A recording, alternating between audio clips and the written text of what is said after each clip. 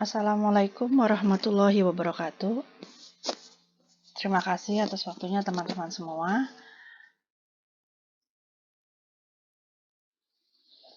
Kalau misalkan dikasih tulisan seperti ini, kira-kira apa nih yang ada di pikiran teman-teman semua? Ya, betul. Melanjut dari presentasi teman saya, Ibu Asri, di sini kita akan membahas mengenai linguistik zaman modern, di mana waktunya adalah dari abad 18 sampai abad 21. Pembahasannya kita akan tiap abad ya. Dan tokoh yang terkenal adalah Ferdinand de Saussure. Di abad 18,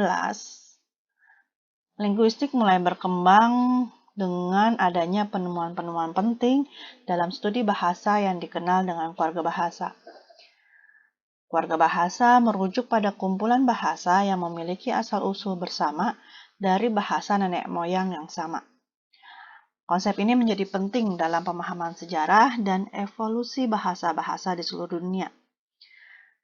Tokohnya yaitu Sir William Jones mengemukakan bahwa bahasa Sanskerta, Yunani, dan Latin memiliki persamaan struktural yang mengidentifikasikan asal-usul bersama.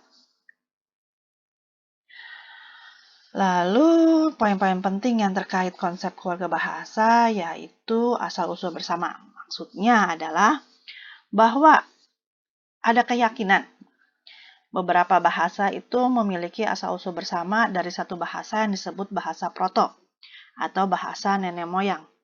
Dengan kata lain, bahasa-bahasa dalam keluarga bahasa ini berasal dari bahasa yang sama. Jadi semua bahasa ini pusatnya atau awalnya itu sama.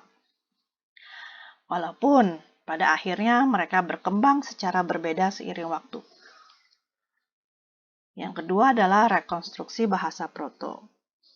Nah, awalnya itu kan percaya, Sir William Jones itu percaya bahwa asal-usulnya itu adalah bahasa proto. Lalu ada seorang ahli bahasa yang berpengalaman mencoba merekonstruksi bentuk-bentuk kata dan tata bahasa proto dengan membandingkan bahasa-bahasa dalam keluarga tersebut. Ini melibatkan analisis struktural dan perbandingan antar bahasa untuk mengidentifikasi kemiripan dan perbedaan. Jadi dilihatlah yang mana yang sama, yang mana yang beda. Kemudian contohnya yang terkenal dari keluarga bahasa itu adalah bahasa Indo-Eropa yang mencakup bahasa-bahasa seperti Inggris, Prancis, Jerman, Rusia, dan banyak lagi. Ahli bahasa telah berhasil merekonstruksi sejumlah elemen bahasa Proto-Indo-Eropa. Yang keempat merupakan perkembangan linguistik histori, di mana konsep keluarga bahasa berperan penting dalam perkembangan linguistik histori, yaitu memeriksa bagaimana bahasa-bahasa mengalami perubahan dan evolusi sepanjang waktu. Hal ini membantu kita memahami hubungan antara bahasa-bahasa dalam keluarga bahasa dan perubahan-perubahan yang terjadi dalam bahasa tersebut.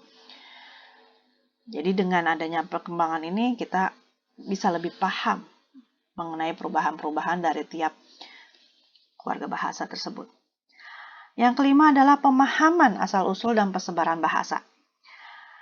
Jadi dengan adanya keluarga bahasa ini, kita lebih paham untuk memahami konsep bagaimana bahasa-bahasa tertentu itu menyebar dan berkembang di berbagai wilayah geografis. Otomatis ini memberikan wawasan tentang perubahan sosial, budaya, dan sejarah yang terjadi dalam masyarakat yang menggunakan bahasa tersebut. Kemudian penting dalam linguistik historis perbandingan. Karena konsep keluarga bahasa itu sangat relevan dalam cabang linguistik historis perbandingan, yang secara khusus membandingkan bahasa-bahasa dalam keluarga bahasa tertentu dan mengidentifikasi kesamaan serta perbedaan di antara mereka. Di sini tokohnya ahli bahasanya seperti Franz Bopp mulai mengembangkan metode perbandingan untuk menganalisis bahasa-bahasa berdasarkan sejarah dan perubahan yang terjadi dalam bahasa-bahasa tersebut. Selanjutnya kita beralih kepada abad 19, di mana pada abad 19 ini muncul paradigma struktural yang kuat dalam linguistik. Tokohnya adalah Ferdinand de Saussure. Pendekatan strukturalis. Ini adalah kontribusi paling penting dari Ferdinand de Saussure yang merupakan pengenalan pendekatan strukturalis dalam linguistik. Ia menekankan bahwa bahasa harus dipahami sebagai suatu sistem yang terstruktur dan penelitian harus difokuskan pada struktur internal bahasa tersebut. Ini adalah pergeseran besar dari pendekatan historis yang mendominasi linguistik pada masa sebelumnya. Kemudian yang kedua mengenai teori tanda linguistik, Saussure memperkenalkan konsep tanda linguistik yang menjadi salah satu konsep paling terkenal dalam karyanya. Ia mengajukan bahwa tanda terdiri dari dua elemen, yaitu simbol atau kata, dan makna, konsep yang direpresentasikan oleh kata tersebut. Konsep ini membantu mendefinisikan hubungan antara bahasa dan pemikiran serta pentingnya relasi antar tanda dalam bahasa. Yang ketiga yang bisa teman-teman lihat adalah bahasa sistematis. Maksudnya adalah sistem yang terdiri dari elemen-elemen yang saling berhubungan dan memiliki makna relatif. Berarti bahwa arti kata tidak ditemukan dalam kata itu sendiri, tetapi dalam relasinya dengan kata-kata lain dalam bahasa. Pandangan ini memberikan dasar bagi studi linguistik yang lebih abstrak dan teoritis. Yang keempat, pendekatan sinkronis versus diakronis. Ini dibedakan antara, jadi Saussure ini membedakan antara analisis sinkronis, yaitu pemahaman tentang bahasa pada satu titik waktu tertentu, dan analisis diakronis, pemahaman tentang perubahan bahasa sepanjang waktu. Ia lebih berfokus pada analisis sinkronis, yang menjadi ciri utama pendekatan strukturalisnya. Kemudian yang kelima adalah kritik terhadap pendekatan historis. Ferdinand de Saussure secara tegas mengkritik pendekatan historis yang mendahului zamannya. Ia menyatakan bahwa fokus struktur bahasa adalah kunci untuk memahami bahasa dengan lebih baik. Yang keenam, pengaruh terhadap generatif transformasional. Walaupun Saussure itu hidup pada awal abad ke-20, jadi 19 akhir ya. Pandangannya itu berpengaruh besar pada perkembangan teori linguistik selanjutnya, termasuk linguistik generatif transformasional yang dikenal atau dikembangkan oleh Noam Chomsky. Chomsky mengambil konsep-konsep Saussure tentang struktur dan sistem dalam pengembangan teorinya tentang bahasa generatif. Lalu, di abad ini kalau ada yang mau lihat Ferdinand de Saussure fotonya, ya ini beliau tokoh yang sangat terkenal. Jadi linguistik modern adalah salah satu studi bahasa yang berkembang abad 19-20.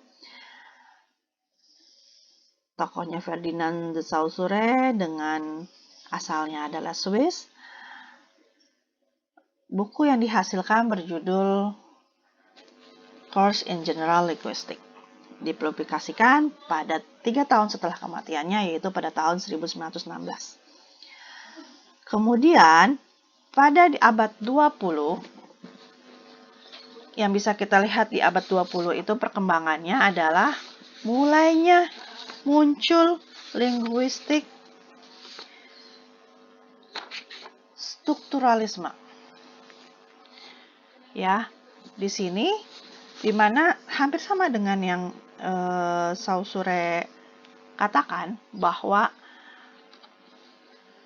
pemahaman lebih baik tentang produksi dan persepsi bunyi bahasa membantu dalam analisis dan pemodelan bahasa. Dengan pengembangan alat-alat dan metode yang lebih ilmiah, kemudian kita kenal dengan sebutan fonetik menjadi cabang ilmu yang semakin penting dalam studi linguistik modern dan membantu memahami bahasa secara lebih komprehensif. Jadi maksudnya pada abad 20 ini lebih kepada perkembangan fonetik dari abad 19 kemudian dilanjutkan di abad 20. Dan selanjutnya adalah abad 21. Di mana di abad 21 perkembangan utama dalam teori linguistik adalah linguistik kognitif. Pendekatan ini menekankan peran kognisi dan pemrosesan informasi dalam bahasa. Teori-teori linguistik kognitif memeriksa bagaimana cara otak manusia memproses bahasa dan menghubungkannya dengan proses kognitif lainnya, seperti pengambilan keputusan dan memori. Lalu, neurolinguistik, yaitu bidang yang mempelajari hubungan antara bahasa dan otak manusia. Jadi apa hubungannya antara bahasa dan otak manusia dipelajari dalam bidang ini. Dan selanjutnya, linguistik kuantitatif dan analisis data adalah perkembangan yang terbuka bagi analisis besar data dalam linguistik. Analisis statistik dan metode kuantitatif digunakan untuk memeriksa pola-pola bahasa dalam skala yang lebih besar, termasuk dalam pemrosesan bahasa alami, sosiolinguistik, dan analisis teks. Lanjut dengan pemrosesan bahasa alami, yaitu bidang yang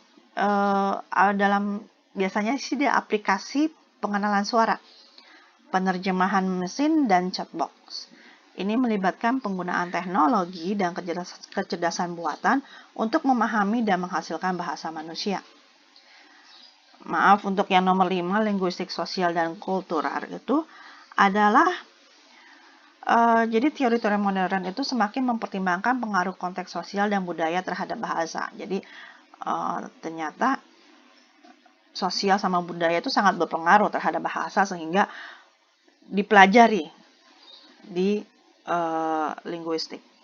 Lalu studi-studi sosial linguistik itu menyelidiki peran sosial dalam variasi bahasa. Mengapa bahasa bisa berkembang berkaitan dalam sosialnya. Berkaitan dengan sosial, maaf. Lalu, ini yang linguistik diakronis dan perbandingan ya. Lalu bahasa dalam era digital. Abad 21 memang terkenal ya sebagai era digital di mana studi tentang penggunaan bahasa dalam media sosial, komunikasi daring, dan teknologi digital lainnya semakin penting dalam linguistik modern. Ini mencakup analisis bahasa dalam konteks media sosial, pesan teks, dan komunikasi daring lainnya. Selanjutnya adalah multidisipliner dan interdisipliner. Maksudnya adalah mulai nih di pikiran nih kerjasama nih antara ilmu komputer, psikologi kognitif, antropologi, dan bidang lainnya dalam penelitian bahasa. Kemudian kita kenal dengan linguistik terapan, yaitu teori-teori linguistik diaplikasikan dalam berbagai konteks, termasuk dalam pendidikan bahasa, terjemahan, analisis wacana, serta pengembangan teknologi bahasa. Ya, demikian teman-teman yang bisa saya sampaikan bahwa sejarah perkembangan linguistik zaman modern mencerminkan evaluasi pemahaman kita tentang bahasa dan komunikasi. Dari pemikiran tentang keluarga bahasa hingga perkembangan teori-teori kompleks dalam abad 20, serta kemudian berlanjut ke abad 21 di mana linguistik terus berkembang seiring waktu. Studi bahasa memiliki dampak yang luas dalam berbagai bidang termasuk teknologi, sosial, dan budaya, dan akan terus menjadi disiplin ilmu yang penting dalam pemahaman manusia dan komunikasi. Demikian presentasi dari saya. Terima kasih. Wassalamualaikum warahmatullahi wabarakatuh.